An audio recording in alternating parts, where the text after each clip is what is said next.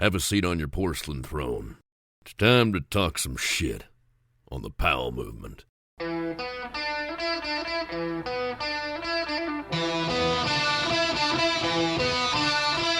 Welcome to the Powell movement. I'm your host, Mike Powell, and this week is different for me.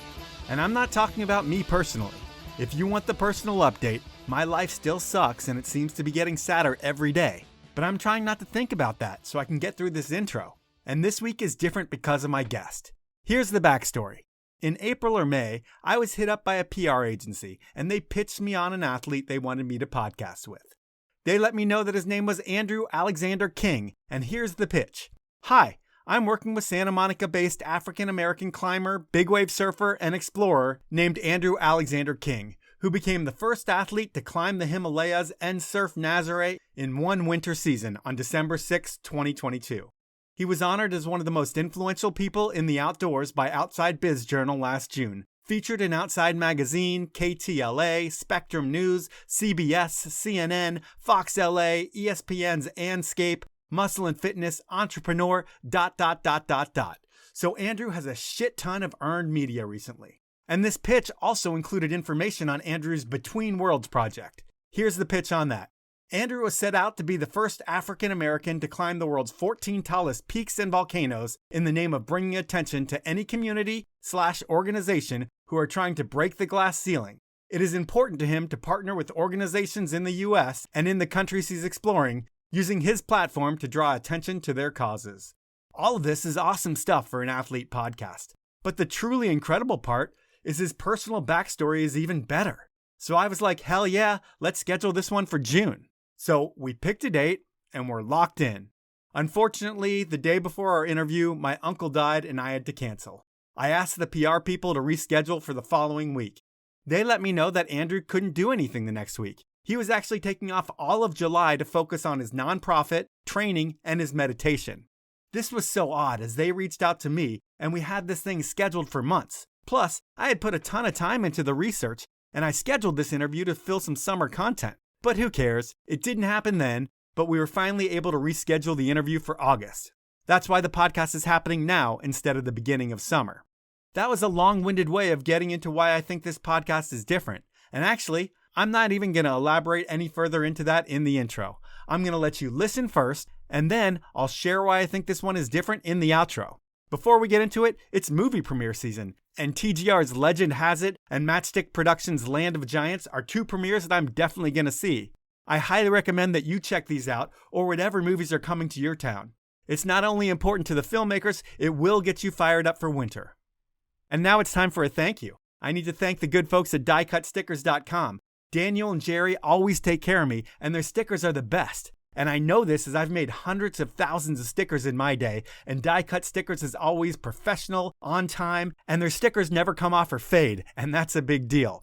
You can get your own over at diecutstickers.com, and I guarantee you'll be stoked on the quality of them. I also want to thank my show sponsors for their continued support, and I want to ask you to listen to their ads and buy their stuff. I only work with the best brands, and they are Elon Skis, Outdoor Research, Peter Glenn Ski and Sports, Rollerblade, Stanley, and Best Day Brewing. Now, it's time to talk to Andrew Alexander King. I noticed back in June when we were originally going to record this podcast that there was a shit ton of press about you out that week. And to tell you the truth, I wasn't like, I need to get Andrew Alexander King on my podcast because I wasn't aware of you yet. Okay. But I was reached out by a PR firm and they pitched you and I was like, yeah, this dude's story is amazing. But with the media barrage that you did in June, did you hire an agency and all of a sudden your name and story are everywhere? First off, really wanted to have time with you in June.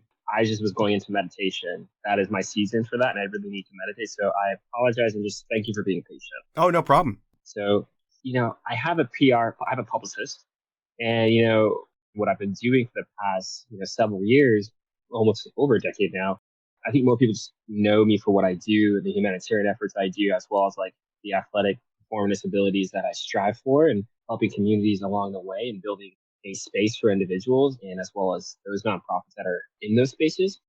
So I think at this point, it's getting to that natural callus of like, this Andrew Alexander King, this is who I am. And so it wasn't as if it just all happened at one time. It's just now people are like, oh, okay, this guy's actually who he says he is. And I think in the beginning, 3 years prior, no one knew who I was, but I've been doing it for so long. And now people are like, whoa, wait, you guys big wave surfing and alpine climbing as well. And so that's what you're seeing there and helping people. Yeah. So is the goal just to get that word out so people know who you are and you can build your brand? Because it looks like with the way that you're going in your life, it's like, I'm not going to say you're transitioning out of the corporate world or the consulting world or whatever you're doing, but you're getting into the mountains a lot more. You're getting into the water a lot more. And it's like you're living the life of a professional athlete. And is the goal to kind of make sure everybody knows that story so the message is out there in the public because you can? The goal is actually, how can I put it in words? It's the Batunos project, me coming from Detroit and being the first generation college graduate in my entire family tree, to have the ability to be in corporate America, to get capital from having the intellectual abilities I have and work with the mentors I have, to work with enterprises I've worked with over the course of my tech career, to have that and to still be that athlete that I grew up as and to teach myself climbing and surfing to take it to that level. It's not about just my brand. It's about like, let's create this space that this story of diversity, sexually, racially, cognitively is able to be not just when something bad happens, but something that is continuous within our vocabulary and dialogue as human beings. And so me as an individual, you're just hearing about my story. At some point, it's not going to be about me. You're still talking about me in the sense of like what I'm doing at this capacity in 10 to 30 years, then I've done it completely wrong. It should be getting to that level where you're now hearing about other individuals from different parts of the world with different backgrounds that are doing not just the same thing I'm doing, but doing it to their story and their point of view. So for me, it's like, how do we build upon that? How do we create this space? How do we create this infrastructure with these outdoor brands for these athletes could have this same type of journey if they so choose to do it? And so it's just me telling that story because it's not really articulated often, as you see in most outdoor or in these very high octane extreme sports. It's fairly like brushed over here and there, but it's not really given that place to do it. So for me, I was like, if we're going to do this, then I'm going to have to be very, very vulnerable and open up and show the good, the bad, the ugly, the high, the lows, the peaks, the valleys, the failures, the success, the tears, all of that that goes into this because it relates to a lot of different backgrounds. And if we're going to do it to be successful, by successful, I mean sustainable for individuals to feel that they can be in this place and be a professional athlete and not have to pick and choose, then I'm going to take that on. And that is my sacrifice and my choice. Well, it's pretty cool that it's not all based on ego, but you definitely have to tell your story first before you can make a big change among others because everybody has to know who you are and believe in you. Exactly. And to know who you are, you kind of touched on it. You were born and raised in Detroit. And is it mom, dad, brother, white picket fence, and happy elementary school days, or the exact opposite? The exact opposite. We didn't have any fences, but I climbed a lot of fences, right, with my brother. Yeah, so I grew up in Detroit with my mom. I don't know who my father is, but I love my dad. And I tell that story because people are like, well, are you curious? I'm like, no, like I have my mom, my brother, my sister, and my younger brother, and my grandparents, and my uncles. I was taught early on that the people that love you will stay there and learn through those hard times with you. I have an analogy of like a boxing match. When you're in a boxing match and it's really hard and you're getting punched and you're getting some good punches in and the round goes on longer, you go back to your corner and everyone in that corner with you on the sideline is cheering on for you, like, listen to that corner. And that's what it was in Detroit. It was very hard. It was very tough. And sometimes we just had to band together. And my grandparents and my family really wanted me to go to school and go to college.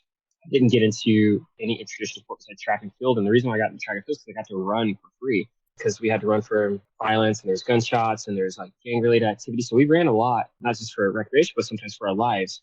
And that was really tough. It was very, very, very tough. And so at that point in my life, my grandparents and my mom really came together and really helped me go to an environment that I got to live with my grandparents. And I got to really get the chance and the opportunity, the discipline to go to college. Well, before we even talk about you moving in with your grandparents, I mean, you've got siblings and they didn't move into your grandparents' place, I don't believe. Did they make it out of Detroit and go on and have good lives? Or did you guys have a fork in the road and everybody split different ways? Oh, no. My brothers and sisters are so amazing to me. I love them. They're some of my biggest supporters ever. They made it out. So it's really cool that my mom, being a single mother, was able to make sure none of her kids were harmed or incarcerated. And a blessing, really, because she worked multiple jobs to get that for us. And all of us made it out and we're all happy and we all like support each other from afar. When your mom's working multiple jobs and you guys have all day to kind of do whatever you want while your mom's earning money so you guys can eat, I think there's a ton of time on your hands. And I've been to Detroit a bunch of different times. I mean, I've driven down Gratiot Avenue plenty of times during daylight, and I'm concerned for my safety. For a kid like yourself, man, how scary does shit get? I mean, are you constantly running from drug dealers and gunshots? I mean, you mentioned it, but what's the scariest story you have around that? I think the scariest and hardest story for me is I won't ever forget coming home, and I had a friend named Eddie, and he was a really cool kid. I don't know what happened to Eddie, but I remember coming home from school and we're just walking home, and another kid, starts bullying us with his friends, and Eddie is just like, trying to ignore him. And then like Eddie says something, and the kid pulls out a silver gun, and I was so afraid. I was like, we're about to die. Right. Like this is like young kids, no more than like fifth or sixth grade, having a gun. In my head, like retrospectively looking back on and digesting it, it's like that kid has no idea what the repercussions are if like that thing goes off. I remember just being probably about like another 4 or 5 blocks from home.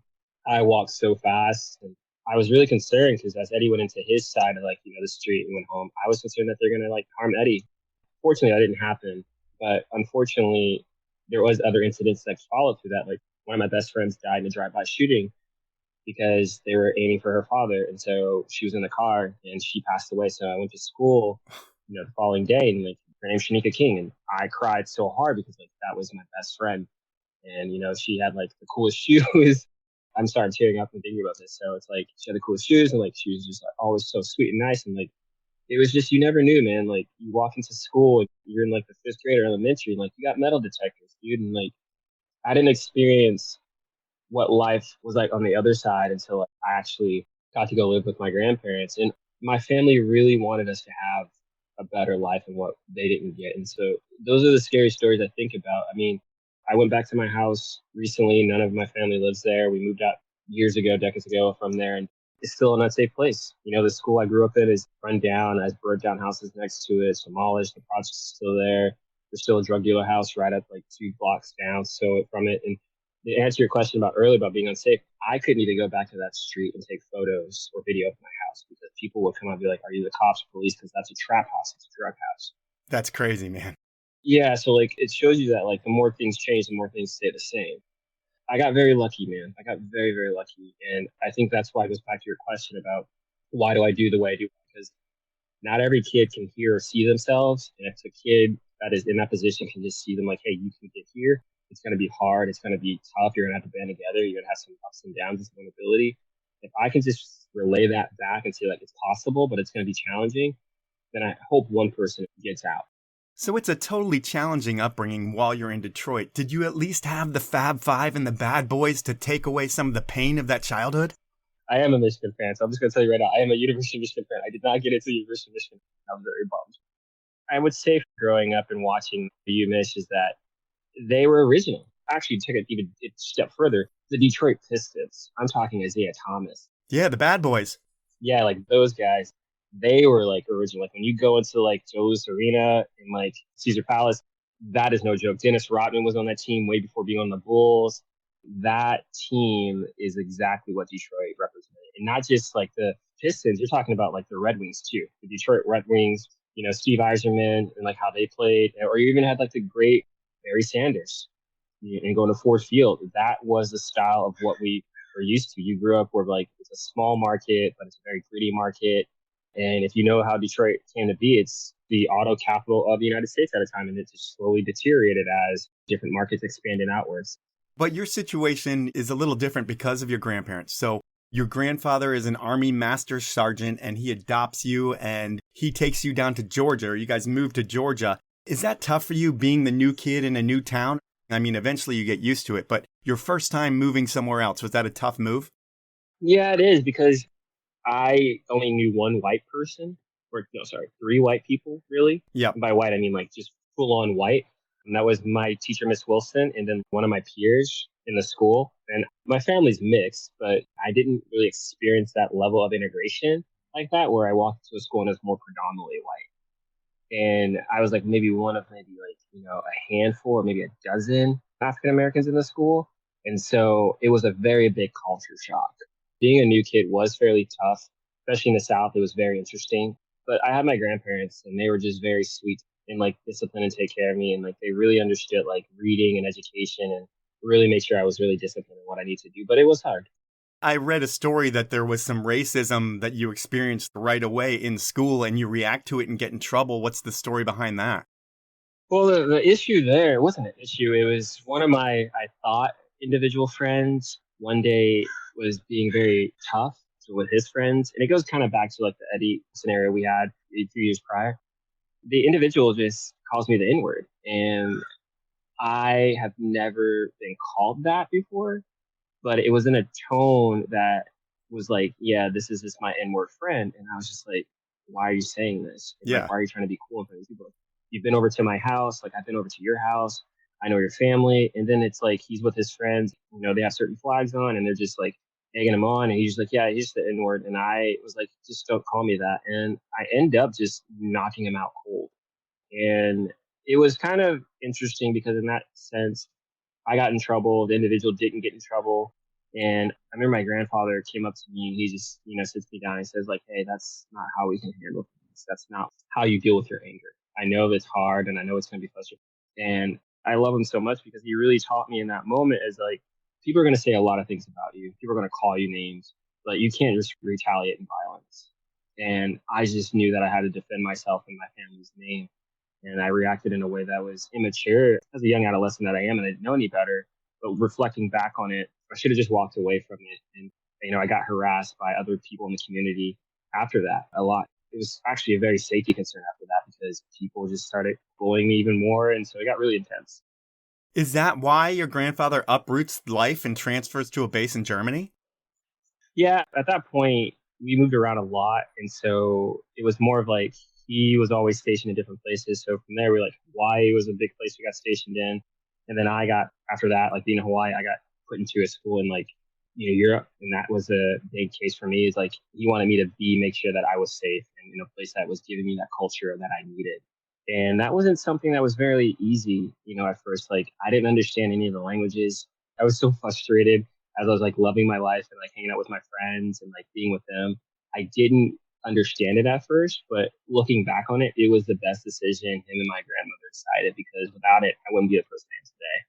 And when you think about going to Europe, and I'm going to sound like a broken record because I'm bringing up skin color a bunch, but you and I have such a different experience that I want to kind of hear your experience. And in America, there's racism everywhere, and it's disgusting. I don't think there's anything else to say about that, and we need to be better.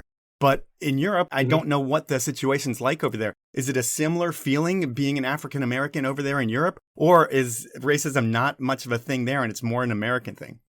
I didn't feel that. And like, I actually felt more open and like relatable. You know why? Because I feel like in Europe, and again, this is from my perspective, giving on the globalization and the issues that you're seeing there with immigration that are ongoing and, you know, developing. And it is a very turbulent time as we globalize and how to figure these things out.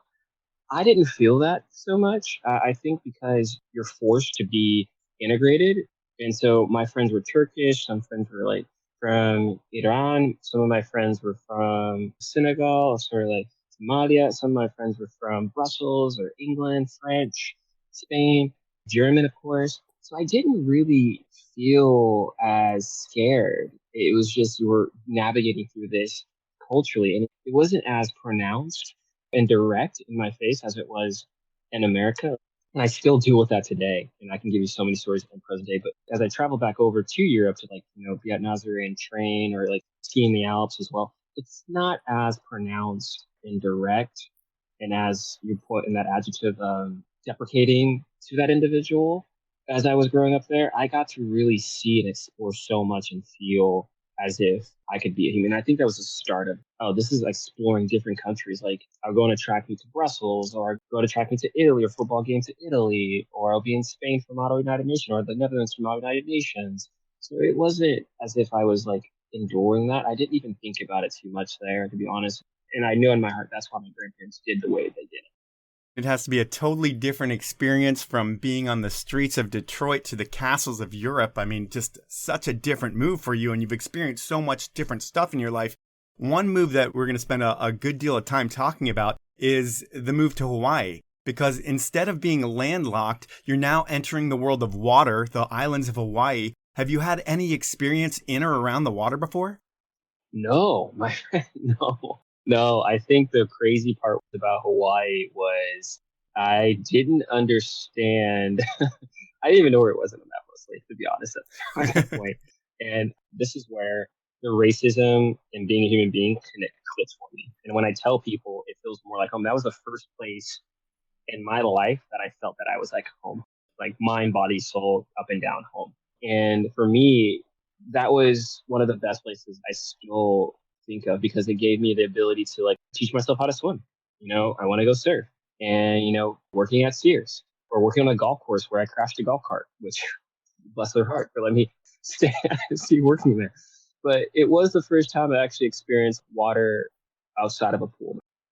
It's time for my first sponsor break, and I'm going to start things off with Elan skis. I know everyone has seen more and more Elan skis on the mountain, as their award-winning ripstick models have a lot of people talking about the brand, and more importantly, skiing better and having more fun. Now everyone can enjoy the superior materials and craftsmanship that Elan delivers, and that's no exaggeration for this ad. Elan skis are made by skiers in the Slovenian Alps, in a factory so technologically advanced that I don't have enough time to describe it all.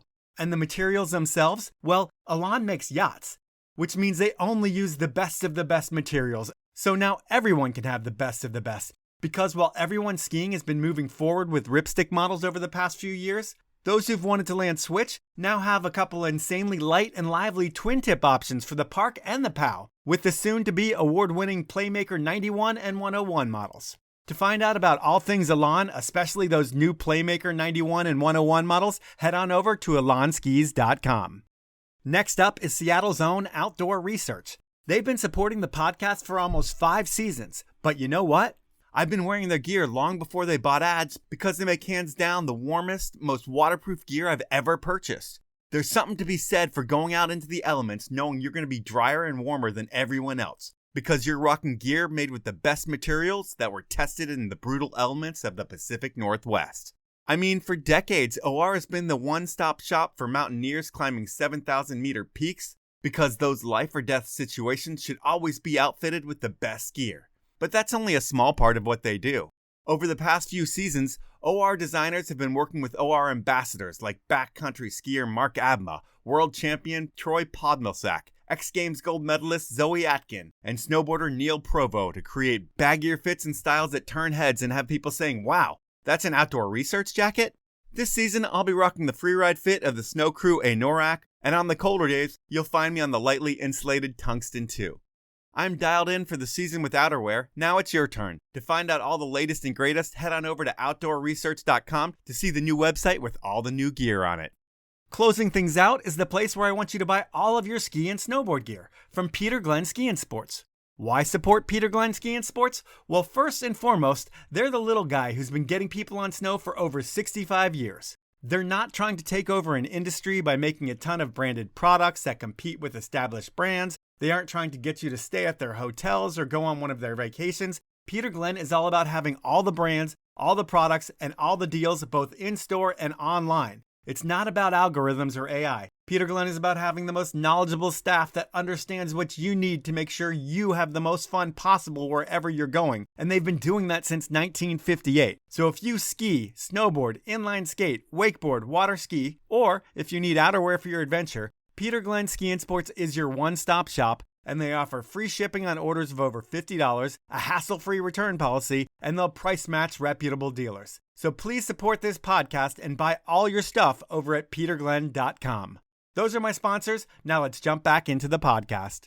There's some serious surf there. There's some serious mountains there. And are you doing all the things right away? Are you trying to teach yourself to go swim in the serious surf and go hike the volcanoes and do all that shit just because you've never been around this nature before?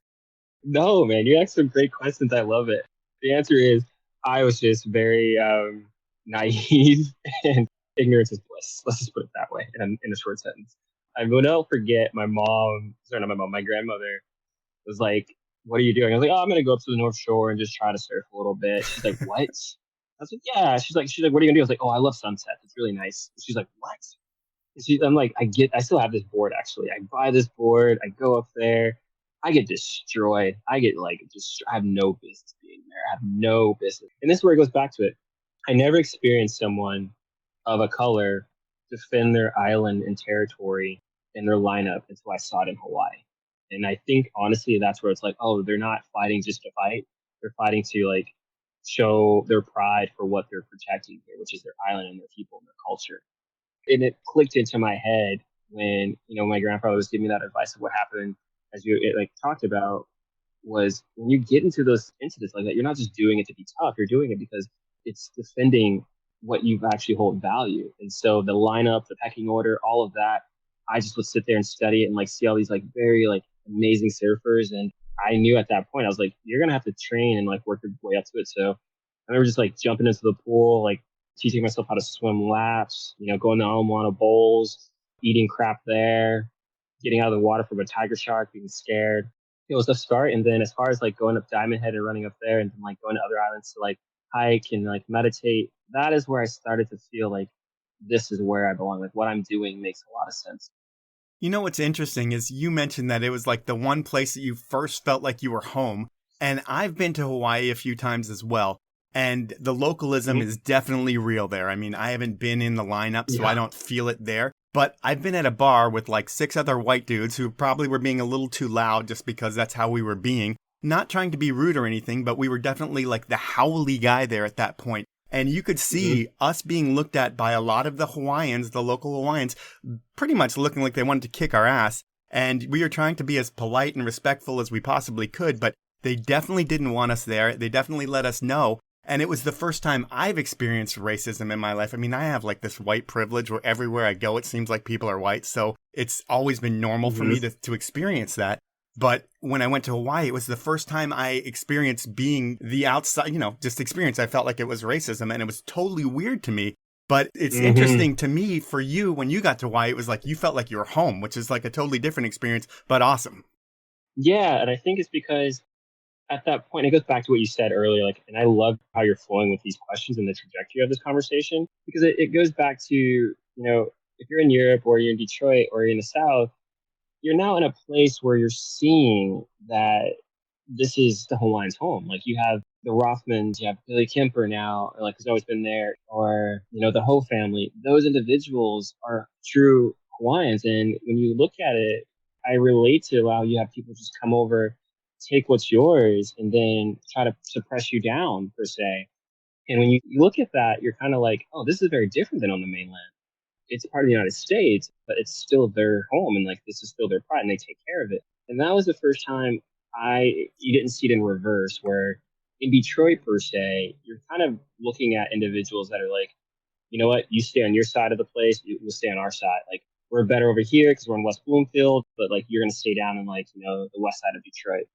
That wasn't seen there. If you want to go on the North Shore and surf the best waves of your life, you're going to have to pay your dues. And paying your dues means learning how to be respectful and taking that privilege and putting it in the backseat with your ego and being like, this is how you respect and learn about the culture as you step into a place. And you're going to feel a little bit uncomfortable if you've never felt that before, because you're being presented with oh, this is a very different culture shock. And it's one of those places in the world that a lot of people flock to in the winter. A lot of people go to and want to earn their keeps and their stripes, especially in the surfing community, which I've seen. But I've seen it worse, where I've seen someone get destroyed and punched in the lineup because they dropped in willingly on someone. And I remember just seeing that. I was just like, why would someone want to fight? And I was like, oh, I get it, because it's an order there. And that order brings safety and discipline. And localism, I'm not saying in the Bali issue we've recently seen where that individual is punching that, woman, which should never happen. Right. This individual really acknowledged burning this person as they dropped in. And they did it not being from the island. And they did it on a Hawaiian, someone that's a very, very, very local there. And I was like, you did that on purpose. And they did not have any remorse about that. So again, just because you're coming from the mainland and you're thinking you're an amazing surfer, which you probably are, it doesn't give you the right to basically take that dagger and take something from a culture and community that has given so much and has been dealt with so much at the same time. So, yeah. Well, when you think of your surfing, I mean, it's one of those things that takes people years to be able to get good at their craft. How long does it take you to get to the point where you can surf a break with locals and they actually respect you? I would say I come from a different way of approaching it. I always paddle out and I watch the locals. locals, and I know their names, and I learn their style, and I ask, can I, go on this boat with them? If I'm in the water, we have that conversation. I also get to know them outside of the water, and you pay respects. That's the same thing in the Dominican Republic where I've served, or even in Portugal, which I call like my second home when I go to the Portuguese community. It takes time. You're not going to get that in the first 2 to 3 weeks. And it's going to come with repetition and coming back and learning people's names and helping them out, really looking after them and respecting them and learning at least a little bit of their language and their culture and really diving into that. So at Nazarre, this is my 4th year going there now. It took me 3 years before anyone gave me the thumbs up to go out at the main peak to really get towed in. And I had to really learn everything in and out of speaking Portuguese, how to really understand the ins and outs of it and the training that we do in Lisbon. And so all of that has to go in the same kind of framework. You have to be very open and vulnerable and be I don't know. I'm glad you say, hey, getting to that level of learning. So I'm still learning to be a human and still go through this. But it's a human first. You're human first before you're anything else. Start with that framework and be open and communicative and connect. And when you do that, people are going to be more open to showing you their way and give you more chances to experience life with them versus you coming and trying to conquer and take it away. And that's been my philosophy and my way forward. And sometimes I get yelled at by a local that doesn't know me yet. And then we hug it out later. And I had that issue before in a certain country. And, we become best friends later. That's the way I go about it. All right. So it's all about relationships with you, which is kind of how the whole world should work. I mean, if you know somebody and you can be on that same wavelength, it should make everything better between people. But when we think about Nazarre, you've mentioned it a bit. Every time I see that wave on the internet, I get scared because it is just giant. I mean, how big is the biggest that thing's been when you've surfed it? I've only done 25. The way I think it is, you lead up to it. I remember the first time I surfed it ever. I went out on a very, very, very, very small day when it wasn't really breaking. I just took a board my first year. And I was I guess I'm just going to go and look at it. I was I want to just do a little. And it shot me out so fast.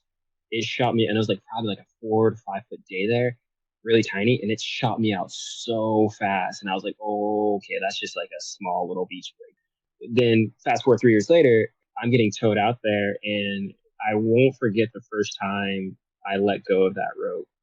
And I just knew it was picking up and cracking behind me. And I was this is what you trained for. This is what you've been working for the past few years, all the breath work, all the weight work, all the studying the footage. And I remember just coming out and it was oh my gosh, I can do this. And it really does scare you. And I remember also having to pull my vest on a day when I got hold down too long. And it's a wave you don't want to be very disrespectful to. Let's just put it that way. It's not something you want to take for granted. You really want to put in the time, the work, the effort. When I go there, I spend about a week prior training in Ediseta and Paniche, getting ready. And then I go out and really go through my run game, with the community I've helped build there and trust me to be there. And you really just listen to them. On a big day, you have nothing to prove at this point. You should be improving, I tell people. But on those days, I really just sit back and just teach myself and learn from other people of what I should do. And last year, I will give you this in a sense. I remember one of my idols in big wave surfing that I was watching years ago in my room in my house is Andrew Cotton. And I will never forget, I saw Andrew Cotton go out there and he was just charging. And as I'm getting ready to go on the back of the ski, getting towed around, and he calls me into this wave and I just go, and it's one of the biggest waves and best waves I've ever surfed there. But again, it goes back to that relationship. If I didn't have the 3 years prior of learning and from the Portuguese community, learning from the coaches and the team that put me in those positions, from breath work to learning those breaks, learning how to get into the rope, I wouldn't have been able to enjoy that moment and have one of my favorite people in big wave surfing really be yeah, dude, you did a great job. And I look forward to surfing with him this year. So it takes time, my friend. Well, that is one giant wave. But when I think about giant, looking at you, it's while you seem to have model good looks, you don't have model height. You're 5'4". So I'm guessing you're always the little guy. Has height ever been an issue with you? Do you have a Napoleon complex or anything like that? You're so great. I'm not afraid to ask the questions. I know. You're so good. I love it. Thank you. I grew up with braces, so I had braces a lot of the time. So thank you. And then second, I don't think I have a Napoleon complex. I thought about that at one point. I think at the end of the day, when I go out there, I am really tiny and I'm a small guy, but my coaches have always said, like, you just have a big heart and that will get you through it. And I think everything that you see comes from blood, sweat, and tears. And I tell people that it's like overcoming my insecurity and my fears. That's it. That is what I am really good at, being very disciplined and really taking the opportunities that are given to me and push that through. That is what I'm really good at. Everything else you're seeing is just a product of like blood, sweat, and tears, overcoming fears. And you gotta just realize like it takes time. Like I'm not a naturally gifted athlete in any means. And some people assume that, but I have to put in a lot of work. Like today is a 3-day workout practice. So I have like surfing, I have climbing practice, and I have cardio conditioning. And that's 3 hours of putting in the work. And if you always look at someone else and compare yourself, I think the philosophy or the quote is comparison is the thief of joy. I usually try to be like, you're competing against who you were yesterday and last year. So if I can always be a little bit better, learn cognitively, physically, and really have an higher IQ in the water, on the mountain, or as an individual, how to speak to people, how to listen to myself and execute, then I'm getting better. But if I compare it to like Mike here or you or someone else or like Andrew or Joel on the team, I'm always going to lose because I'm not in the same race as them. By race, I mean like their journey in life. It's like I'm competing against what I have inside. So I have to really put in the time and understand myself and work hard at that. So I am the small guy out there some days, but in my heart, I have a big reason to stand up and give what I have to go for. You say that you're maybe not this naturally gifted athlete, but I mean, if you look at it, you end up going to the University of Maine, and I think you do it on a scholarship for track. Mm-hmm. That means that you do have some real athletic talent if you're getting a scholarship. The question to me is like, you've lived in cold Detroit. You've lived in Hawaii. Hawaii is definitely nicer. Why the hell would you want to go to Maine and live in even colder place than Detroit? I want to give this guy a hug. If anyone's listening to this, Mike is a really good interviewer, and I listen to great interviewers. George Stephanopoulos. Look at Mike. I would say, Thanks. No worries. I love this. Maine was because I didn't want my grandparents or my family to pay for college. They were not going to take that burden on. My family did so much already out the gate. And I was lucky enough to train a lot. I'm talking, Mike, I trained a lot. Like the worst punishment I ever got from my grandparents when I didn't like do something or my chores was I couldn't go to track practice. That was the worst punishment they ever gave me. They were like, give us your track shoes, you're grounded. I'm like, what? And they're like, yeah, you can't run. Like you do your chores. And I was like, whoa. And like what they were teaching me is like discipline. So I was just very, very disciplined. Like when we would go on family trips, I would run stairs at the hotel to get my reps in to make sure that I was like training for it. Because back to your point, like I'm not that tall. And most of your sprinters are usually around like 5'8" to 5'9" range. But like Usain Bolt's a very unique story about that. And so I really had to put in that work to get to those levels. And it wasn't until I had the coach, Dave Casano. I love you, Dave, listening to this. He's now the head coach at Bates College in Maine as well. But he pulled it out. He made me find how to break that 11-second barrier. He pulled that out of me. He was like, you're disciplined, but you need to bring that heart and that drive every time. And you need to be very intentional about everything you do. And so getting to go to University of Maine was the biggest gift. I got into Morehouse, but Morehouse wasn't offering me the ability to have that scholarship. And I would have to take on a pretty big burden. And I didn't want my family to do that. And I won't ever forget the day that my grandparents got the acceptance letter from Morehouse. They were super stoked. And I was like, hey, I'm not going to go to Morehouse. I'm going to go to the University of Maine. And I won't ever forget my grandfather's face. He's like, who do you know in Maine? I was like, I don't know anybody.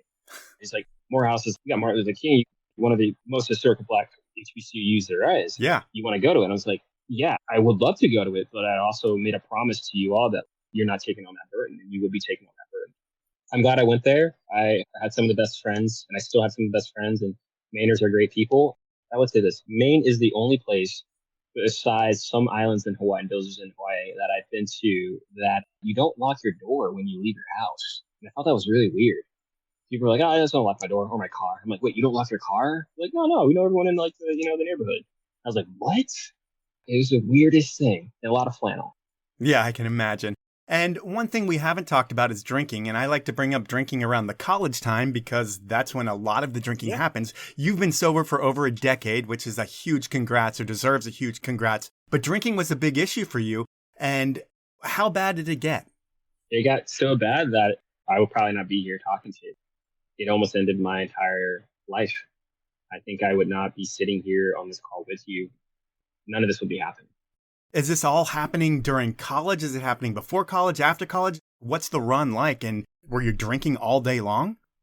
No, it was more of, it started early. And college is a place where you're becoming your own adult, basically. You're becoming accountable for your own actions. And it was taking a toll on me in college because I was like, I can be my own self now. I don't have to do what I need to do. I can go to class and do what I need to do. But it was really bad. Like, if you talk to people that knew me at the University of Maine and see me now, they'd be like, we always knew it was there. If you meet me now after like a horrible practice or a horrible run, you see me just hug myself and give myself and like high five myself and pound myself and say good job and such. Because at that time in my life, like, I just wasn't talking to myself internally as I should. I was being really hard on myself and putting all this pressure. And I'm like, you're a young adult, you're a teenager. You're just trying to do the right thing. You don't have to self-combust. And as I go through it, it's like a lot of issues start to bubble up. And, like, how do I form like better relationships, friendships? Just a black guy that just will always be like looked at less. And I'm like, oh, I should just like be less because that's where everyone sees me already. And I'm like, look how far you've come, Andrew. Look at yourself. Like, you came from nothing and you're now running with stuff and people supporting you. And I just couldn't get out of my head at that point. And it really just got to the point that I was just depressed, heavily depressed. And I just let society dictate that. And I'm not trying to say it's not anyone's fault. It was my fault for not being like, no, you are more than this. And at some point, it almost ended my life. I just drank so much, and it was to the point that I could have just never came back from it. So I decided I'll never drink again. I went to meetings and got help. And anyone hearing this, just know that there is help out there. And I had to change up my entire like structure of friends and people I hung out with. I had to separate myself and like really take time for my mental well-being. And it's been over a decade. It was the best decision. And I was gonna say, like, anyone listening, it's never easy to make that kind of a change. And I still go out. I still drink a lot of Shirley Temples. I do collect wine and I give it to my friends when I come back from like Europe or other places. But I will never drink again because I only get this one life, and I'm not going to throw that away. It's time for my final sponsor break, and I'm going to start things out with Best Day Brewing. And with snow season right around the corner, skiers, snowboarders, weekend warriors, tubers, sledders, snowbikers, snowmobilers, you get it. The doers of winter are starting to get ready to shred. And post-shred, it's all about après. And this year, let's do après right. Forget about the calories, forget about the alcohol, forget about getting in trouble on the way home. Because with a beer from Best Day Brewing, you'll get all the flavor of your favorite beer, whether it be a West Coast IPA, a hazy IPA, a Kolsch, or my new favorite, the Electro Lime Circa de Cerveza, and you won't have to worry about anything but having your best day ever. Blind taste tests prove that you won't be able to taste the difference. The only difference you will notice is how good you feel in the morning.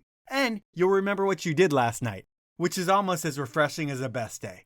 So next time you're at the store, pick up a 6-pack of Best Day, or you can always buy some on Amazon or at bestdaybrewing.com. Next up is Stanley, the Seattle brand that has been hydrating adventures and caffeinating life for so many people since 1913. And these days, while Stanley still makes that iconic green bottle that changed the way we drink 90 years ago, these days, Stanley does so much more than that. For us skiers and snowboarders, Stanley has all the hot and cold food storage you're going to need to keep it organized and make it easy to feed your crew at lunch, whether you're in the day lodge or the parking lot. And since you listen to this podcast, and Stanley has supported it forever, they're going to give you the best deal they offer to anyone. So to get the deal, which is 30% off, head on over to stanley1913.com, go shopping, and when you check out, enter the code WINTERISCOMING. That's all lowercase, all one word, and you'll get that deal when you check out. My final sponsor is Rollerblade, the brand that invented inline skates. Rollerblade has been keeping skiers in shape since 1980. If you've listened to this podcast and my interviews with US ski teamers, all of them use Rollerblade branded skates to get where they are today. It's the only all-season sport that mimics the motion of skiing and utilizes the same muscle groups. So really, it's a no-brainer that if you want to get better on your skis, in the park or at speed or anywhere really, inline skating is going to make you better. Remember, running wrecks your knees, and biking is proven not to get your legs in ski shape. If you want to start ski season like you left off last year, download yourself Rollerblade's award-winning Skate to Ski app, Pick yourself up a pair of skates and get to work. You can thank me in early December when you're surprised your ski legs are that strong. To find out more about all things rollerblade, head on over to rollerblade.com. Those are my sponsors. Now let's jump back into the podcast. You eventually get your undergrad from Maine, then it's off to LaSalle and Mass. And while we could talk about school, that's not why people listen to my podcast.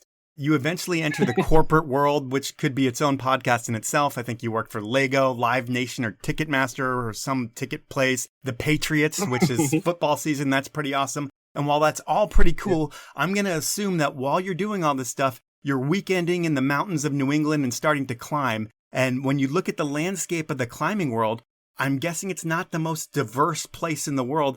Does that make it intimidating for yourself and other newcomers to come into the sport? 100%. And I think there's a lot of things there we can unpack. You got to have capital. And I got very lucky. You have awesome jobs, man. Thanks. But I think, Jeff Gilman at Patriots and like Jim Scalise, they gave me the ability to find that tech side and that drive. But also I was able to be in a place with my friends from the University of Maine that really, never pressured me. And you guys and family, I love you all. You know who you are. That really let me just come and be myself. And I went into a study mode. I would just study, meditate, go to work, go climb in the White Mountains. And I'm just like doing my own thing, hiking through it. And over time, I started to like travel around the world and climb different mountains and different volcanoes and really, really just was really enjoying that. But to be honest with you, Mike, it's the capital too. It's the capital and resources and like the knowing. I didn't even know there was great ice climbing in the White Mountains. And I've lived in New England for a fair share of my time. And so again, those things aren't presented like the climbing gym. It's feeling like you're the only person of color in that climbing gym. And so you're going to feel a little bit insecure. Well, I was. How do you ask people for help? And like, are they going to be patient with you? And in that sport, as team it needs to be for rope climbing because you need a belayer, it's sometimes not as open as it needs to be for helping people really navigate from different outside perspectives and resources. Like you just need to have openness for people to really sit down and be like, okay, hey, this person's going to the White Mountains. Let's do this trail. Or like, let's go climb, Mount Washington, which is a very hard mountain to climb, which I've done it several times. And I did my first rescue off of that mountain with people. It's something that if you don't have the capital or the resources to dive into from a unrepresented background, you're really probably going to feel a little bit out of place. And it's going to take you a little bit of time to catch up because you're going to come from behind. But thank goodness for the people I listed because they gave me that ability to not only have the capital, but have the community infrastructure to stay with it and really supporting me along that journey. Do you remember when you kind of get bit by the bug to the point where you're like, shit, I'm going to make my next vacation a destination vacation. I'm going to base it all around climbing? Oh, I think so. It's when I went to Taiwan. I think that was it because I was climbing the Trinity Mountains. And the Trinity is Mount J in Taiwan, Mount Borneo or Mount Kinabalu in Borneo. We have Mount Fuji.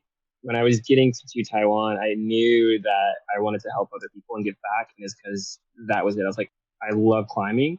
I love being in nature. And I love having the ability to like really see and help people, but also be able to go to the oceans if I need to. And when I did Fuji later on, I was like, okay, I climbed Mount Fuji and then I want to go surf. This is what I like to do. And it was similar to what I did in Hawaii. It's like hike up, the sun was still there, come down, go surfing. That is when I was like, I want to keep doing this around the world and keep doing it. And there's a famous story about you going on your first big trip, and I don't know which trip it is, so I'm just guessing it's your first big trip, with Walmart boots, a hoodie, and a North Face jacket. And to me, when I read into that, it's like, why would you skimp on your boots when you're going on one of these trips where I know the plane tickets are expensive, everything's expensive, but your feet are one of the most important things I think you can have in those mountains, and why skimp on Walmart boots? I didn't want to skip, my friend. I just couldn't afford them. At that time, it was really hard. It's really hard to afford the expedition and the gear. And so I went with like all what I knew at that time. That's all I know. And so those boots, I had them for so long and I still have the pants and the jacket and everything. It's just the level of entry, again, from an IQ and resource part of it is very tough. And you're going to go with what you have. And you see that with other people that are coming there with like the new and improved, mountaineering boots or the new and improved high ankle boots. That's not for everybody. And you're talking to someone, to your point, like leading up to this, like yeah, I have a corporate job and I have like a really good way of like managing what I need to do and like taking care of myself and others. But at the end of the day, it's like those things are very expensive and not everyone has that level of resource support that wants to do this full time. And on that trip, it was very, very hard. It wasn't the boots that got me, my friend. It was like the layering. Like you're like, okay, I can't afford this right now, or I can't get that. And it was very tough. And so I wouldn't say I wanted to do that. I was just like, well, if I'm going to suffer through this, I know mentally I can handle this. And looking back on it now, it's like you want to make sure that those individuals don't have to go through that again. And when you think about it, if you have no sponsors and you want to go on a big trip and you're going to climb a 6,000-meter peak in South America, say, what's the all-in cost from door to door? I mean, I know you're going to ballpark it because it's hard to think about every detail, but are you spending 25 grand on a trip like that? I would say you're probably a little bit around 15, maybe. I mean, it's still a crazy amount of money. Yeah, because you got to think of it like, and this is a great question because as you want to go to like Aconcagua or one of the 7 summits or any of the big summits around the world, even like you want to do Denali is going to cost you like 10K itself. And then you got to buy the gear leading up to that. And you got to think of tips. And then you got to think of, so you're looking at it probably to do it right and efficiently. And your training leading up, you should be training 9 months before it. You're looking at probably like 15K, anything over $10,000. It's not cheap. And that's why you don't see a lot of people from underrepresented backgrounds doing these huge feats in the Himalayas per se. And that's why it's a bigger thing now because everyone's being like, well, it's the same story every time. It's the same people every time. Because back to what you said earlier, like in Hawaii, like that level of privilege to access that resource comes very easily to one demographic. Yeah. While the others have to prove themselves every time. Like you always have to prove yourself. Like, why do you deserve it? And I can get it from a conceptual standpoint. Doesn't mean it's right, but I can get it from if this is all we know and we market towards and it's this one demographic, it means that they're ready. I was ready to do Kilimanjaro, but I had to do it at a lesser quality of gear. And I was ready to do Aconcagua, but I had to do it at less quality of gear. Like climbing Aconcagua was tough because if you look at the gear I have, I should not be climbing in that kind of a down jacket. That thing is made for like fashion, but that's the only one I could afford off of Amazon at the time. You look at it like that is a heavy jacket that I was just burning up in. And the boots were like not the best boots. And I remember one of my teammates on that climb, she goes, you should bring your own boots next time. And I'm like, those are $1,000 boots. I don't have the resources to do all that. And she was right. And so if you were to give an individual that has that heart, that hunger, doing it for the right reasons, not the like reasons to go do it, I believe you would have more individuals of those summits that are speaking openly and diversely about these journeys they're on versus it being, the same ones that are actually having that privilege and access to the resource fairly frequently. Okay. And overall, you definitely see the lack of diversity in the sport of climbing, especially at the top level. And thanks to the internet these days, like if you have talent, you don't have to be the best to sell things anymore. You have to have a great story. And you personally have a great story. It's incredible. Do you realize this and put together a sponsorship proposal to send out a deck to different brands? The first time, yeah. The first time we did, it wasn't the story. I would say it's like purpose-driven versus performance-driven. I knew in my heart, this is what we should be doing at this point. It's 2020. We should be doing something that is more centered on not just performance-based. You do need that, but you need both.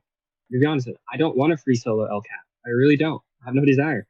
That is great. And I think Alex Honnold is one of the best climbers of our generation. That if you get to see him climb, talk to him, he's an amazing individual. Go talk to him. But there's also other people that are more like, hey, I need to tell you my story of how I got here because it's relatable to people that may not look like him. And when you have that ability to articulate that and give that out, it is just as equal as a performative person because you're basically saying, not everyone's going to be looking at that metric per se or climbing the hardest route. They're just going to be like, can I do something? Yes, you can. So when it came to really showing the brands at that time, I was like, let's do this as partners. I don't want to be a sponsored athlete. I want to be a partnered athlete. So the next individuals coming into this can have that space and have that mentorship and have that understanding and have those relationship buildings and then be like, now you can be performative because you don't have to think if you belong, you are belonging here with us. And that's where I really wanted to push towards that. So I think when people say like, you have to be the best performance wise, I would say be the best to yourself. first and foremost and perform to the best of your abilities that you can, and do that at competing against who you were yesterday. And you probably will get closer to those people that you see, that you idolize in a performance sense, and be more happy and be happier by doing that versus being like, hey, I'm just going to be like, try to be the best and take everyone else out. And I appreciate you like, saying that and looking at it, because a lot of people are like, hey, I'm just going to tell a story. But I'm like, a story is only as good as if it's vulnerable and authentic to that individual and to you, because if it's not, you're going to be weighing yourself down and you're going to have to play a lot of like picking dodging. And I don't think that's the way you want to set that up. And I think you can look at the stories like the Alex Honnold story of the world is the best. You look at him as the best climber out there right now, and it's pretty incredible. Is that going to grow the sport? It's going to give awareness to the sport. But for someone like yourself who's trying to make it more attainable to everyone, and you're not trying to be the best, you're trying to be the most inclusive and get other people to do it. It's like what you're doing is more growing the sport. And what Alex Honnold doing is like the Tom Brady of his sport. So it's, I think, two different things. But with your background in sports and sponsorship, you understand this probably better than most athletes. And when brands come to you, I'm sure a lot of them are going to be like, hey, we're just going to flow you product. Do you look at them and be like, no, I'm going to represent you guys. And for me to do that for you, you need to invest in me. And product isn't the way to do it. You're going to have to actually fund my adventures. That is spot on. And I would say that analogy of Alex is amazing by far. An amazing individual, especially with Alex Honnold Foundation. Really, anyone check it out, like what he does and how he's done it with it. I agree with that. He is that Tom Brady of that climbing sport. And you need both. It's not one or the other. And I think when you look at brands, we're like, oh, we're just going to go all in on ambassadors and get rid of our pro athletes. I'm like, whoa. You need both. Yeah. You need to be both. And I said this to an athlete the other day when I was training at the gym. I was like, yeah, I'm training on a very small level compared to like my other peers that can come in. Like I do like a V4, V5. My other friends can come and do like V10s. If you're a rock climber, you know what I'm talking about there. And it's a very big difference in gaps. But you need to be able to relate and give back. And as an ambassador, I'm not just wearing a logo because I look cool at the store or I look cool on an adventure. It's meaning that you can belong here too. And I'm upholding those values that got me here to make sure that that brand is doing the same thing. I don't call them sponsors or partners. Like we are married into this together. If you are not supporting your core values as well as mine on this diversity, inclusivity in this initiatives we're trying to do, and by diversity, cognitively, racially, sexually, sustainably for the environment, then we're going to have a disconnect here and no one's going to want to come. And if you want to get very business wise to it, it's going to hurt your profits overall. You're going to hit your ceiling very quick. And so when brands do ask, I'm like, if you want to work with me, here's a nonprofit I want you to donate to and work with over the course of our contract. Here is what I'm looking for, and this is how we're going to talk about it. Here's an athlete that I truly do think needs to be in this stage and needs to be supported along their endeavors and needs training compensation. And so when someone sees me out, like, do you see me climbing at like a V10 level or V12? No, but do you see me in those meetings really climbing and pushing and holding those brands and individuals accountable? 100%. Just like they're going to hold me accountable. Like, Andrew, you should be doing this in the community, or as I push myself out there to a different village and community. Yes, you need both. You can't run a business in this day and age that is going to be one that is passionate, profitable, sustainable, and successful and inclusive without that dialogue in those individuals. Well, here's where I throw a wrench into some of what you just said. Because when you think about the brands that you've worked with, there's one, Black Diamond, and they're owned by a company that manufactured and sold some of the police items used in the reaction to the Black Lives Matter movement. What happens there when you're proudly wearing a BD logo and then you read into the fine print and realize that BD goes against everything you stand for, even though they don't? So actually, I knew that before I signed up with them. And I said, if we're going to go into this and I'm going to be your ambassador, then I'm going to hold you if this happens again of how you treat other individuals. And I know that company they work with. And I said, yeah, not every company is going to be perfect, but I do want to see progression in how you handle this going forward. So as a BD athlete, I say to them, if we do have something that happens like that again, I don't want to be the face of that. I want to be able to see you guys talking and taking action to make sure that we're doing the right things we're doing inclusivity we're having donations and initiatives that are helping HBCU, helping that community on an ongoing basis, not just when it's relevant. And if we don't hold ourselves accountable to that, then I can't be your athlete or ambassador for you.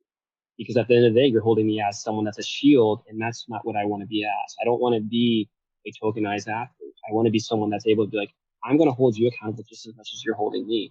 And in these moments of hardship, in these moments of like, we need perseverance, and we actually need someone that's going to be consistent, I'm going to be looking to you as that. And what does that look like? Let's have a plan for that. So could I go jump ship and be with another brand? Yeah, you could. But who is going to hold that brand just as accountable and be there to stand up and speak about it and climb up with them?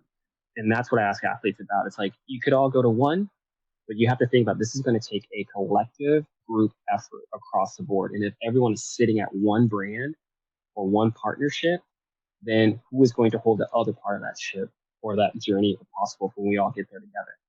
Interesting. Who are the brands that support you? I have Black Diamond, Backcountry, Sea Summit, and Ready Wise Food and Scarpa Shoes. Money's not the driving force for you behind all of this. It's about social awareness. There's a whole bunch of things I think that you're probably doing this for. But how much are you able to secure in travel, budget, and retainer in 1 year of climbing, if you don't mind me asking? Oh my gosh. Let's just say, if you can do the math, I still work in tech, so that's going to give you a hint. I won't say the number. I still work in tech. It's only a fourth of what I make in tech, and that's without health insurance. Does it pay for itself? Does it pay for your trips? No. I have to do that. But you're still building it, man. Yeah, it's still building it, but no. Every year, I have to budget. So I believe every contract I have has a donation clause that's in it for every nonprofit. That is usually about 5 to 10% of what I get throughout the year. And then we also have to think about, like, you have flights, you have Airbnbs, you have trainings. I still go trainings I go to. So again, like, I don't do any training without, like, a coach or a guy. You do need those resources if you don't come from that background. I didn't grow up with mentors, so I have to really still invest in that. So it's about a quarter of what I make in my normal job. And it's very, very interesting because you have to have those brands and partners that really want to invest back into those individuals and help them grow. And so as I'm still building it, the goal is to have it to where the next athlete is able to come in and be like, you may have a degree, but you don't have to do this anymore. You can now be a full-on athlete. You have PT you can go to. If you injure yourself, you have a good doctor, you have healthcare. And so that's the goal. And I think along this path, it's one that's very intense. And sometimes I question what I'm doing in my life. But I see the light at the tunnel where I have athletes now that we're taking a few over to Europe this year that I get to go to Chamonix and, climb and ski and snowboard, and a few to climb in Portugal, and really get to see places they never can get to. And that's the goal, is to get it to where it's sustainable and we can help athletes do that. Nice. Well, right now, the project that's getting your attention and the one that you're working on is the Between Worlds project. You're on track to become the first African American to do the 7 summits and the 7 volcanic summits. And it's a huge achievement for any athlete. And when you think about this, there's a huge social awareness element to this too. But really, what I want to talk about is how you're climbing these mountains. There's the pure way to do it, and then there's the other way to do it. It's like you either pay people to carry a lot of your shit up and then you have supplemental oxygen, or you do it pure style. And when you think about the way that you're doing everything, how are you doing it? I'm going to not do it pure. So I'm going to do it with the communities along the way and learning each culture and, nonprofits there. And that ties into everything you're about. Yeah, 100%. It's about making sure that, let's say you want to go climb in Morocco, which just unfortunately just got hit by a devastating earthquake. I was WhatsApping. As soon as I woke up and found that, I was like WhatsApping, talking to the nonprofits I worked with there, talking to the guides and the families that I've been there for the past several years climbing with, to see if they're okay, if they need anything. Luckily, we actually can help out and support them. That is from their needs and what they need. It's the same thing if you want to go climb in Everest or Kilimanjaro or Denali or Pico de Zapa down in Mexico. The goal is to, the Fearless Project, and climb the 7 highest volcano and summit. That is a vehicle. And I stress that in every interview I do, because it's making sure that when my time is up of climbing and surfing, that I'm able to give that car to someone who needs it. And it has enough gas, and it's maintained, and you're able to go to these places and find a way that makes you feel not just like a human, but make you feel supported and seen. And you're seeing that globalization, again, what we all are. It was just, we're in this together in that community. So I don't plan on doing it in a way that is going to be defacing those communities or those individuals. I plan on learning from them and supporting and collaborating with them, which makes the best sense to go up there. And one that becomes a family, a global family that is very diverse, has different ways of communicating, has different ways of going about their day to day, but also having these hard conversations and making sure the partnerships we work with are going to be supportive, not just when it's convenient for them, but as it's consistent for us to keep going forward. So that's the way I plan on doing it. Will I use oxygen on Everest? 100%. Will I do it on K2? 100%.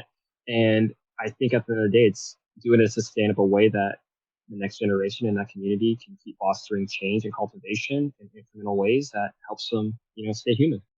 Well, I really love the thoughtful process that you have in all of this. It's so much more than the ego-driven, I'm going to check this box and check this box. I'm guessing that if you don't get to the summit of some of these, while you may be bummed, you're still going to be so psyched of just all the cultural knowledge that you've gained along the way, which isn't exactly what everybody else that I've had on this podcast is all about. They all want to check that box at the summit. If they have to turn around, they're going to turn around. But it seems like yours is just for a much bigger cause than I've got to get there, check the box, and do it for my ego, which is a pretty cool thing.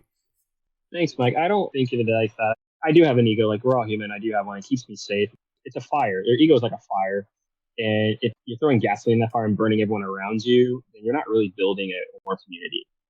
At the end of the day, it's like I get super excited when I see other people accomplishing their goals. And someone could come along and be like, Andrew, I did all 7 and 7. You're not going to be the first. I'd be like, I'm so happy you did it. But I would ask this question. What you do and how you do it are two different things. Like, what did you do it for? And how did you do it? And by how, I mean, I'm not talking about with oxygen or with not. I'm like, did you just take a helicopter and fly over every village and not say hi to anybody? Did you take photos with your guides and make sure that they're given articles and help them with resources? Did you really learn the names of like every person that helped make their meals for you and gave you those meals and gave you, support? Or did you just go and now it's a story that you'll say at a dinner table? And either answer is okay, but I just want to know, are you okay with it? Because at the end of the day, you're going to have to live with it. So all these mountains have already been climbed. So and I always say this, and it sounds probably repetitive if someone's listened to all the podcasts or interviews I've given. There's nothing less for us to conquer in this world besides our egos. And the moment you're able to conquer that and knowing why you do it and what you do it for, you're able to live a life that is pretty more consistent and has clarity. You're not going to be perfect at it. You still have to learn, but you're able to be a little bit more gentle to yourself. And I had to learn that getting sober and going through it. Like, if I'm going to do this and I'm going to love it, then I'm going to do it to the best of my ability. And it's going to be hard. And, like you said with the partnerships, it is hard knowing that, one of those partners does I don't own a gun and I will never own a gun. That's just not something I believe in based on my history and like seeing what growing up in an industry like that. But I do know if you give me the chance to partner with a brand that has those affiliations, that I will be in that room speaking up of why we should stand up and have a opposite argument here and helping other people see the other side of it. And it's very hard. So I would say this, at the end of the day, if someone's like, Andrew, I just want to climb like you, but no, I'll help you climb, but you're going to climb better than me. You're going to climb like you. And we're going to do it together. So that's my thought on that. All right. Well, at this point in the show, it's time for something that I call inappropriate questions. And normally I get someone that to ask 3 questions, and they can be anything. But I don't know anyone that really knows you. So I'm going to ask the 3 questions myself. And are you ready for question number 1? Oh my God, Mike, you're great. Go for it. Go. All right. I was looking at your social media, Instagram especially, and you have over 200,000 followers, 5 times more followers than your mentor, Melissa Arnott Reed. But when I look into engagement, your comments are turned off and the likes don't share who actually likes the post. What's the point of turning all that stuff off? To be honest with you, I get a lot of DMs, a lot of DMs. And Instagram, to me, it is not a like or a ego thing. It's a journal. So you're reading my journal. When I talk to myself on it, it's basically you're reading my thoughts back to you. And it's not something that a lot of people understand at first. Like, turn your comments on. I'm like, no. The other day I had a friend that was really destroyed by comments. He was really upset by comments that came out and he had to defend himself. And I was like, that's not what this is for. It's not to tear you down and push you up. And the person that gave me that idea is Julia Roberts, when I found out years ago that she turned her comments off. Pretty Woman? Yeah, Pretty Woman. Okay. Julia Roberts. And so I remember just looking like, wow, you can't see her likes or comments. And I'm like, this is someone that's been rated the most beautiful person in the world for multiple years. And it clicked in my head. I was like, this is my journal. And so if you're reading my journal and my way of going about it, this is the way I'm going to do it. And I do get a lot of DMs and I do respond to all those DMs. And some of them are not nice DMs at all. And some of them are, if you put those in comments, I don't think those people would probably have jobs. Right. So just asshole racist people. Oh, you'd be surprised. You'd be surprised at what I get. So for me, you're reading a journal, and that's all it's ever been to me. And when I look at it, I'm looking back over myself and being like, how much I've grown, what I failed at, who I'm with. And also, I remember one time I left the comments on, and I'm a person I'll go through and like everything, and then I'll talk to everybody and say hi to everybody. And I did that in the old Facebook days. I would like everyone that wished me happy birthday, I would like message every person intently about that. And so I was like, no, we're gonna do it. It's your journal, and that's okay. And it takes so long to do all that shit. You can't reply to every comment. I used to be like that as well. I've changed my ways, and given I still love everybody that comments, but I can't comment back. But I'm going to go with question number. Oh, go ahead. I was going to say, like, yeah, and also you feel bad. Yeah, if I comment on you because I know you, Mike, then I don't comment on, like, let's say Jared that I don't know. Are you now being like selective versus, I don't know. So yeah. Well, I'm pissed at Jared. He didn't invite me to his wedding. You don't even know Jared, but I'm just going to bring that up. So hopefully he hears that. But my question number 2 is whether you're on Everest, Choyoyu, or any mountain or volcano, things are unpredictable and dangerous. And what's the most intense situation that you've been in, and how did you make it out? I think the most intense situation I've ever been in was, oh man, there's so many good ones there. I think the one I would go with recently is probably, yeah, we had a climb recently where my friend and I were climbing in the Alps, and unfortunately she took the gear placement out and she went falling, and the next gear piece wasn't in to secure her. And I just felt the rope take me on, and we almost could have went together because she was on my bullet. She was on me. The rope was on me still. It was a 2-person team. In that situation, you really have to do all the training you go for. So that's why you train. And that friend of mine at that moment, when we got through it, she was like, now I see why you train as hard as you do. Now I see why you invest in your training as much as you do. And now I get it. It was very intense because at that moment, we both could have gone 200 meters down, straight off it, right down the couloir, right into the crevasse, and neither one of us would have lived. Right. And that is where you put all the training into process, like all the gear placement, how to do it. You ask, again, really try to stay calm, make sure the person's okay, and just really try to deal with it. And there's nothing that people can really tell you. They can tell you about their bad stories, but when it's happening in real time like that, and as scary as it is, you really have to be able to put it all together very quickly. Because when things go bad in the mountain, they go bad fairly quickly. And I think that was the first time that individual, bless her heart, was like, Andrew is actually an alpinist. He's not a rock climber that everyone keeps trying to put him as. Because in alpinism, everyone's like, oh yeah, Andrew is just a rock climber trying. But you see me act a very different way because it takes in so many well-rounded disciplines that I'm fairly good at. But when it comes to putting it together, that person was like, now I get it. I think just people don't get to watch you. There's no photos of you. I'm like, yeah, because when's the last time you ever seen a black alpinist? You rarely do. All right. And my final inappropriate question is, are you more of a pro athlete, an influencer, an activist? Like when people ask you what you do, what's your answer? I would say an explorer, because I'm still trying to explore what it means to be a human being. I think those are just ways for, labeling it. I was in an interesting, I would say, cause or interesting conversation the other day. Someone's like, oh, he's an influencer. And I was like, I don't know if influencers train 30 hours a week to not die on a mountain. I don't know if influencers are hucking themselves off like a 30-foot wave, and then shutting off their comments not to talk to people. Yeah. Probably that's not an influencer. An influencer would be put me in front of everything all the time. And, they're not thinking about, they're thinking mostly, I would say this is going to be harsh, but you're thinking about the bag. You're not thinking about putting into the effort of the community. And so when people say influencer, I'm like, I'd rather be influential than influencer. And think if I'm influencing a company to think more cognitively, then yeah, call me that for sure. But as an athlete, I wake up every day and put in the time and effort I have to do. So it's off season. That means you have stretching, you have discipline training, you have weightlifting, you have conditioning, you have PT. I don't know if the influencers do that, but if they do, cool. So as an athlete, someone that's influential, I would say I'm exploring what it means to be a human being, and I will continue to do that. And if I have to use those tools to execute the project I have and the purpose that I want to give and leave behind, then I will use those tools as that. But at the end of the day, I highly doubt that's going to be on my tombstone, influencer, athlete, activist. It's going to be Andrew Alexander King and my birth date and the time I went on. So yeah.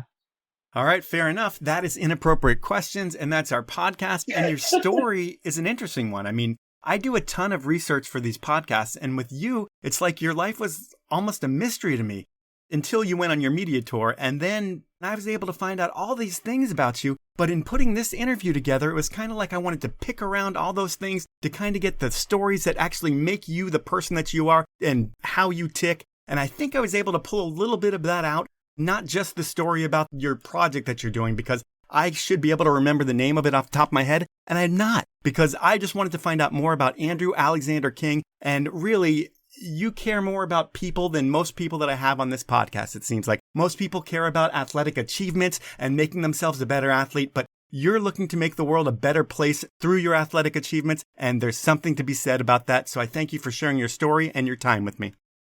Thanks, Mike. And I truly, that's it. If anyone's taking one thing away from this, is it's all about the people before the process, and whatever comes after that will take care of itself. But you got to start with people, and you have to do it in a genuine, authentic way. So like, do what makes you feel you, and always know that you're worth more than you think in this world. And it's always good that you're here to stay. So stay with us, get through it, and just be yourself. And someone's going to find you and love you just for who you are. So remember that.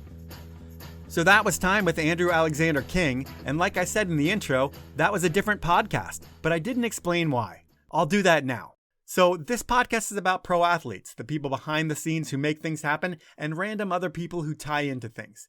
Andrew Alexander King is neither a pro athlete or a behind the scenes player. That's why this one is different.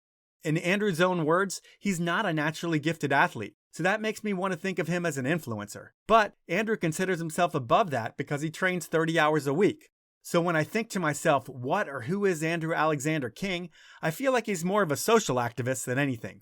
If he was an influencer, we would see his comments and the likes blow up from his Instagram posts. But that's not the case. If he was a full or part-time athlete, I would have achievements to talk about with him, other than learning how to get into these sports. Really, Andrew's an ambassador for the brands he represents. But what he really does best is self-promotion. I mean, this is a dude who's in the middle of a project. Actually, I'm not even sure how far he is into the project because I couldn't find that much on it online. Even the Beyond Worlds website is very, very vague about what's been done and what's to come. But regardless, Andrew is very good at marketing himself. And he's been on a bunch of important podcasts. He's had articles written about him. And you can tell that this narrative, while totally inspiring, is always carefully crafted. I don't want to sound like an asshole. I mean, I feel like Andrew really cares about people and learning about other cultures, but I also feel like he's playing the whole fake it until you make it game. And I can't hate on that, because I know that game well, as that's pretty much how I started my career in podcasting. So I tip my cap to you, Andrew, and hope your brand building expertise really helps make a difference in the world. I'm going to get back to athletes, but I'll tell you the truth. If the athletes that I interview had half of the marketing chops that Andrew has, their careers would all be a little bit bigger. That's the show for this week. Now I want to ask you to do a few things for me. The first is tell a friend about the show. Podcasts are really hard to find, even the best ones. So you telling a friend really helps the show grow. Reviewing me wherever you listen also helps the show grow. And if I read your review on the podcast, you're going to win a limited edition pmovement item. And finally, please support my amazing sponsors. I only work with the best, and they are Elon Skis, Outdoor Research, Peter Glenn Ski and Sports, Rollerblade, Stanley, and Best Day Brewing. Have a great week, everyone.